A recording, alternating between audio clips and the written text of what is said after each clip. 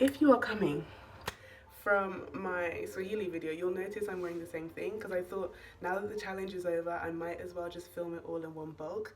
But this video is not the video you've been waiting for. That's the next video when I break down how to learn a language super quickly. This video is just how I found the entire few weeks because I moved house, had DV, had work experience.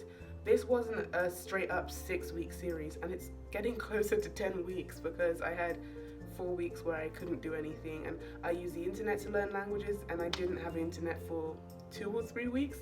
So yeah, what did I learn? The first thing I learned is that I am older than I used to be. So for example, when I learned Spanish, sorry, I'm playing with my hair too much, I was much younger. I was able to pick it up faster than I am now. I also understand that if you have a job, if you have intensive school, like, it's not going to be as easy because back then, this is even before GCSEs got intense, so I didn't have as much on my plate, so I could easily just pick up Spanish. I've also learned that talent only takes you so far. So yes, I'm a polyglot and learning a language is pretty easy for me, but with Swahili it's nothing like I've ever done before, and I kind of got a glimpse of what it must be like for other people who really struggle with languages.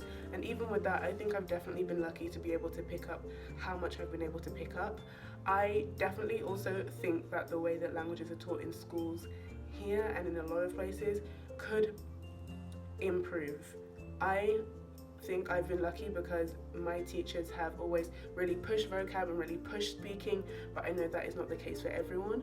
So I would say start speaking as quickly as possible.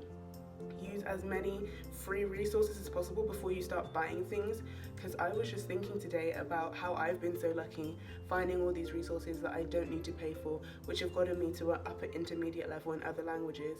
And the first time I ever paid for a language resource was today, and I didn't even pay that much. It was just to get some audio files out of the library for myself for Swahili and for my sister for Russian. And like, I can see how easily you could fall into the traps. That would be another tip I would give you. Don't buy everything just because it sounds good. Try to go as far as possible, because language resources are not cheap. For like a 45-hour course, that's going to cost you $350, £290, which is a lot, especially if it doesn't give you the results you're looking for. What else have I learned? I have learned that different type of learners learn things in different ways. We already knew that. However, when it comes to language learning, this applies to vocab, not to other parts, because even though you might be a visual learner, if you never speak the language, you're never going to be able to speak the language. You don't have to be an audio learner or a tactile learner to need to speak it. So you sometimes have to think what works in this situation. I have also learned that languages are very beautiful, cultures are very beautiful, but we already knew that. And I have learned a lot about myself and my motivation, and I've learned that another reason why learning languages might be harder for people is that if they don't want to learn it, because honestly, there are some languages that I don't think I could ever learn and I would never really want to learn, and I understand the struggle in learning a language, and if it's one you don't like, it would be even less entertaining.